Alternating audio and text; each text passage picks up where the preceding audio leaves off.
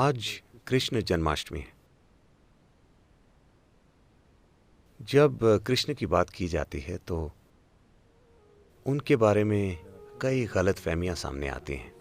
जब हम कृष्ण कहते हैं तो ज़्यादातर लोग बस मक्खन, लड़कियों और बांसुरी के बारे में सोचते हैं। हाँ, लेकिन हमें समझना चाहिए कि मक्खन में उनकी रुचि सिर्फ 6 या 8 साल की उम्र तक ही थी और लड़कियों का साथ सिर्फ 16 की उम्र तक था।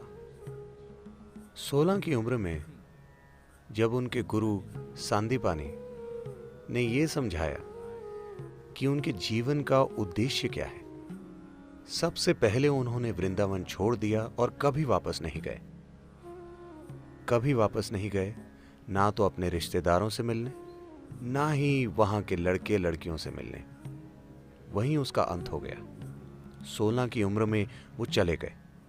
जब वो जा रहे थे, आज जब हम कृष्ण कहते हैं तो हम राधे कृष्ण कहते हैं।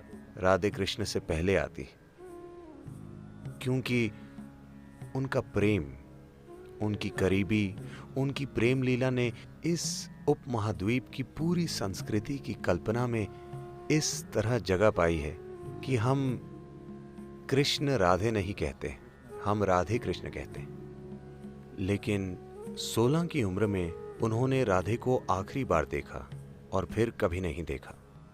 और 16 की उम्र में जब वो जा रहे थे, वो बोले, मैं ये बांसुरी तुम्हारे लिए बजाता हूं, अब मैं जा रहा हूं और वापस नहीं आऊंगा, तो तुम्हें एक भेंट के रूप में, क्योंकि तुमसे इतना प्रेम है, मैं ये बांसुरी तुम्हें देता हूं और अब कभी बांसुरी नहीं बजाऊंगा। और उन्होंने नहीं बजाई।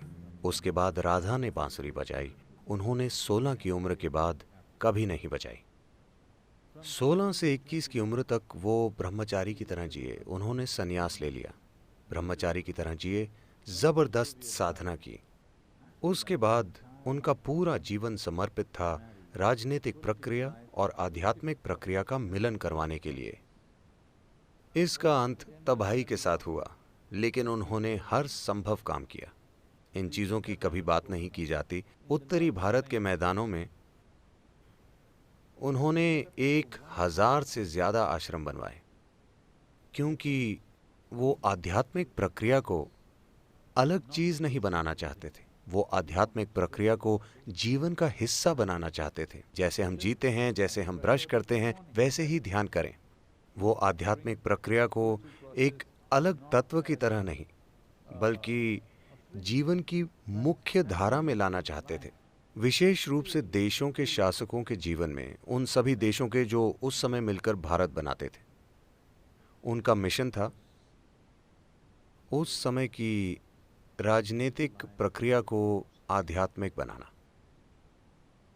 तो साफ है कि उन दिनों की राजनीति लोकतांत्रिक नहीं थी। तो उन्होंने सोचा कि सबसे जरूरी चीज है, अगर शासकों तक अध्यात्म पहुंचे तो फायदा स्वाभाविक रूप से लोगों को मिलेगा। जो लोग दूसरे लोगों के जीवन को संभालते हैं, जैसे राजा या प्रधानमंत्री या आज के राष्ट्रपति या किसी कंपनी के सीईओ, क्योंकि उनके नीचे लाखों लोग काम करते हैं। जब आपके पास ऐसी जिम्मेदारी है तो हर विचार जो आप पैदा करते हैं, हर भावना जो आप पैदा करते हैं, हर काम जो आप करते हैं, वो लाखों लोगों की जिंदगी को प्रभावित करता है। जब आपके पास ऐसी जिम्मेदारी है तो ये बहुत महत्वपूर्ण है कि आप एक अच्छी स्थिति में हैं। आप क्या सोचते हैं, क्या महसूस करते हैं, वो एक ऐसे भीतरी स्थान से आना चाहिए जो लोगों की खुशहाली के लिए काम करे। अगर मैं एक सीमित नजरिए से जीवन को देखता हूं तो हर विचार जो मैं पैदा करता हूं, हर भावना जो मेरे अंदर है, उससे लोगों का जीवन बर्बाद होगा।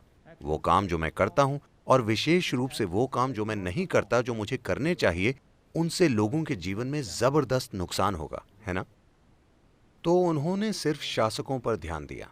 वो चाहते थे कि उस समय के राजा आध्यात्मिक हो जाएं। दुर्भाग्य से इसका अंत तबाही के साथ हुआ, कुरुक्षेत्र की तबाही। एक भयंकर युद्ध जिसमें पुरुषों की एक पूरी पीढ़ी खत्म हो गई। पर फिर भी हम उनकी पूजा करते हैं। हर वो चीज जो वो रचना चाहते थे वो असफल हो गई कुरुक्षेत्र युद्ध के साथ। एक चीज जो उन्होंने हर हाल में रोकने की कोशिश की वो था ये युद्ध, लेकिन सबसे भयंकर युद्ध हुआ और वो खुद, उनके अपने परिजन आपस में लड़े और एक दूसरे को मारा। पर हम उन्हें भगवान कहते हैं क्योंकि इस सब के बीच वो आनंदित थे, वो अछूते थे। एक भयंकर सच्चाई, एक भयंकर नाटक से जो उनके आसपास हो रहा था, पर फिर भी अछूते। इसीलिए हम उन्हें भगवान कहते हैं। ये आप भी कर सकते हैं, है ना? आप दुनिया में सबसे सफल बनेंगे या नहीं, ये कई सच्चाइयों पर निर्भर है। पर क्या आप एक सफल मनुष्य हैं?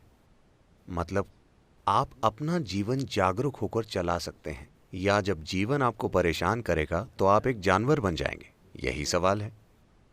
अगर ये एक सवाल आप सफलता से संभाल लेते हैं तो हम आपको भी भगवान कहेंगे। हाँ,